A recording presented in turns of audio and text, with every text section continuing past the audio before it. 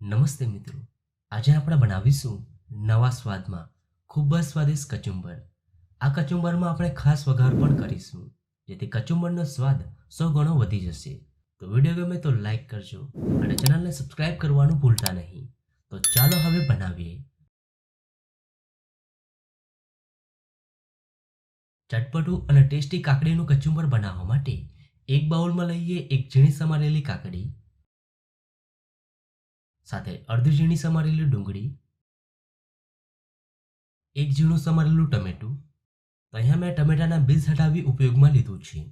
સાથે 2 ટીસ્પૂન અધકચરા વાટેલા સિંગદાણા, થોડી કોથમીર અને સ્વાદ પ્રમાણે મીઠું. અને હવે એકવાર મિક્સ કરી દઈએ.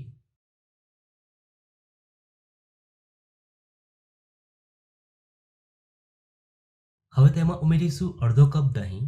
અહીંયા મેં મોરું દહીં લીધું છે, જેથી કચુંબર ખાવામાં વધુ ટેસ્ટી એવું લાગશે. અને હવે મિક્સ કરી દઈએ.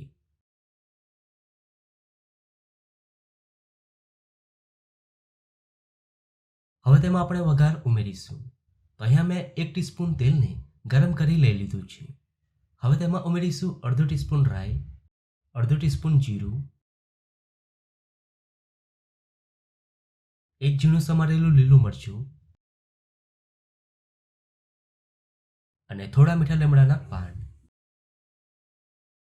હવે વઘારને કચુંબરમાં ઉમેરી દઈએ અને હવે મિક્સ કરી દઈએ. આ રીતે વઘાર ઉમેરવાથી કચુંબરનો સ્વાદ 100 ગણો વધી જશે અને ખાવામાં એકદમ સ્વાદિષ્ટ લાગશે. તો તૈયાર છે એકદમ ટેસ્ટી કચુંબર. હવે તેને સર્વ કરી લઈએ. તો એમ પણ ખાવાની મજા પડે તેવું નવું ખૂબ જ સ્વાદિષ્ટ કચુંબર બનીને તૈયાર છે. ખૂબ જ સરસ કચુંબર બન્યું છે. તો તમને આ કચુંબરની રેસીપી કેવી લાગી? જો રેસીપી ગમી હોય તો વિડીયોને લાઈક અને શેર કરજો.